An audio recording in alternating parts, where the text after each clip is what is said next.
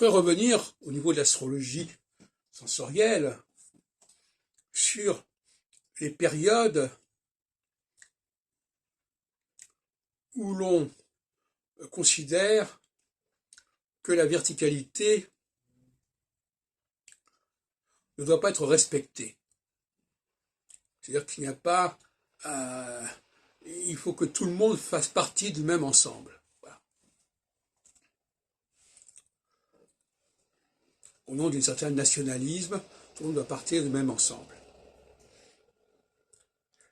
Et ça se pose notamment au niveau des élections. Dans différents pays. Par exemple, en Israël, avant l'indépendance, il y avait une question que faire avec les Arabes qui vivaient en Palestine. Fallait-il les intégrer dans l'électorat ou pas? Et la même chose pour l'Algérie. Donc il y a des périodes où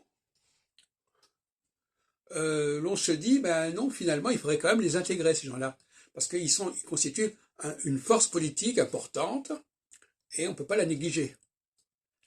Donc il faut la mobiliser, il faut la motiver. Alors,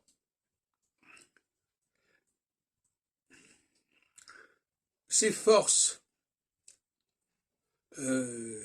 sociales d'en bas, si on peut dire, puisque là, on n'est plus en train d'aller envahir le voisin pour donner avoir plus de force dans le pays, mais on est en train de récupérer des populations qui sont en quelque sorte marginalisées dans la société, et on veut les utiliser pour arriver au pouvoir.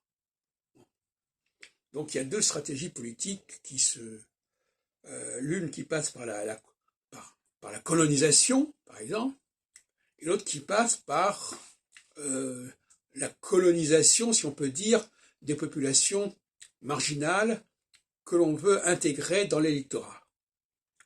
On veut mobiliser cet électorat. Je crois que vous voyez à quoi je veux en venir, à quoi je fais référence. Certains partis politiques, de gauche notamment, entendent se servir de populations qui sont de gauche ou de droite d'ailleurs, entre parenthèses, entendent se servir de populations qui sont un petit peu laissées de côté pour les intégrer dans leur électorat. Ça, c'est une politique qui vise à ne pas respecter la verticalité de la société entre le haut et le bas. Inversement, il y a une autre politique qui consiste à dire oui, ben finalement, ce qu'a fait l'Irak avec le Koweït ou l'Allemagne avec les Sudètes ou n'importe quoi, que non, finalement, ce qui est important, c'est d'agrandir, c'est le Lebensraum, c'est-à-dire d'agrandir l'espace national, et on aura comme ça une grande puissance. Voyez-vous, donc les deux théories se complètent et se succèdent et alternent.